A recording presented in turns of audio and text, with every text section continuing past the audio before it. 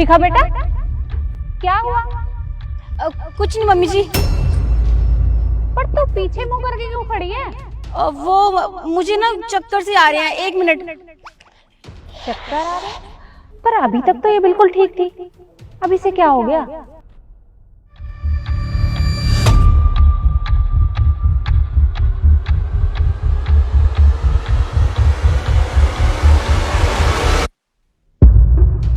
क्या हुआ बेटा?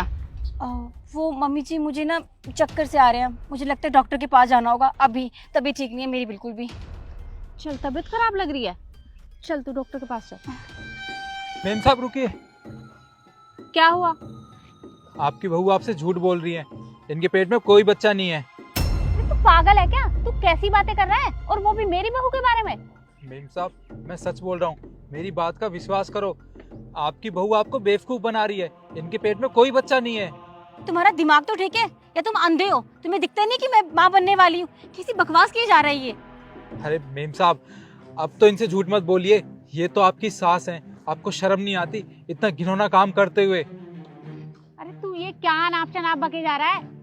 इसके पेट में बच्चा है और तू ऐसी बातें कर रहा है? तू फटाफट गाड़ी निकाल, हमें डॉक्टर के पास जाना है। मुझे पता है मेम साहब, आपको मेरी बात पे विश्वास नहीं होगा, कोई बात नहीं, पर मेरे पास सबूत है जो इनको झूठा साबित कर देगा। सबूत? किस बात का सबूत? हाँ मम्मी जी, मुझे लगता है ना इस ड्राइवर का दिमाग खराब हो गया है। और मम्मी मेरी तबीयत बिल्कुल ठीक नहीं, मुझे पेन हो रहा है, मुझे डॉक्टर के पास जाना है अभी के अभी। रुक बेटा, ये सबूत दिखाने की बात कर रहा है ना, तू रुक अभी। हाँ, तू क्या बोल रहा है ये, और क्या सबूत है तेरे पास? अगर तेरी बात झूठ निकली ना तो मैं तुझे नौकरी से निकाल दूंगी। ठीक है मेम साहब, जैसा आपको करना है वैसा आप करना, पर मैं आपको एक वीडियो दिखाता हूँ, उससे आपके सामने सारी सच्चाई आ जाएगी। ये देखिए। अरे ये छोटी मेम साहब क्या कर रही हैं? इसका मतलब ये प्रेग्नेंट नहीं है, ये अपने घर वालों से झूठ बोल रही थी। कोई बात नहीं, अभी इनकी वीडियो बना के ना बड़ी मेम साहब को दिखाता हूँ।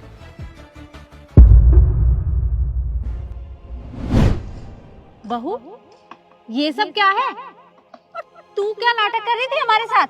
और ये क्या है तेरे पेट में? निकाल इसे।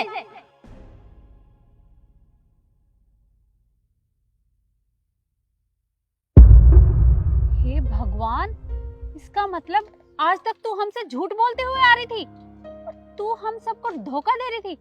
और वो मेरा बेटा, वो कितना खुश था कि हमारे घर में भी एक छोटा सा बच्चा आने वाला है, और तू उसे भी धोखा दे रही थी। उसे नहीं बताया तो कोई बात नहीं, कम से कम मुझे तो बता दिया होता। मैं तो बिल्कुल तेरी माँ जैसी हूँ ना। बता, तूने ये सब क्यों किया? मम्मी जी मुझे माफ कर दीजिए, मैं जानती हूँ आपको इस बात की वजह से बहुत बुरा लग रहा होगा, पर मम्मी जी मैं क्या करती, मेरी मजबूरी थी झूठ बोलना।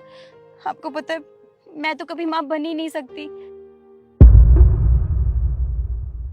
और ना आपके बेटे को बाप बनने का सुख दे सकती हूँ।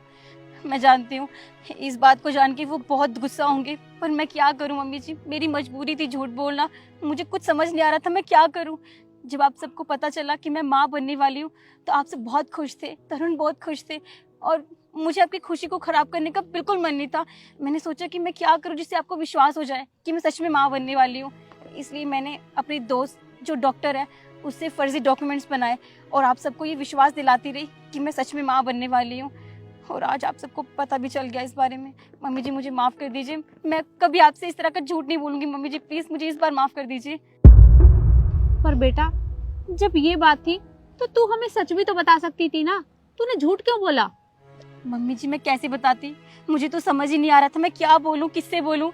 और मम्मी जी आप प्लीज़ सर उनको ये बात मत बताना, उन्हें बहुत बुरा लगेगा, उनका दिल टूट जाएगा मेरी वजह से। प्लीज़। तू तरुण की चिंता बिल्कुल मत कर, मैं उसे अपने आप संभाल लूंगी, और वो मेरा बेटा है ना, वो मेरी बात समझेगा, तो उसकी चिंता बिल्कुल मत कर। और हम आज के आज अनाथ आश्रम जाएंगे, वहां से एक बच्चा अडॉप्ट करके लाएंगे। उस बच्चे को भी माँ बाप का प्यार मिलेगा और तुझे भी माँ बनने का सुख मिलेगा। तू चिंता मत कर। ड्राइवर, गाड़ी निकालो। जी मैडम आइए। चल बेटा।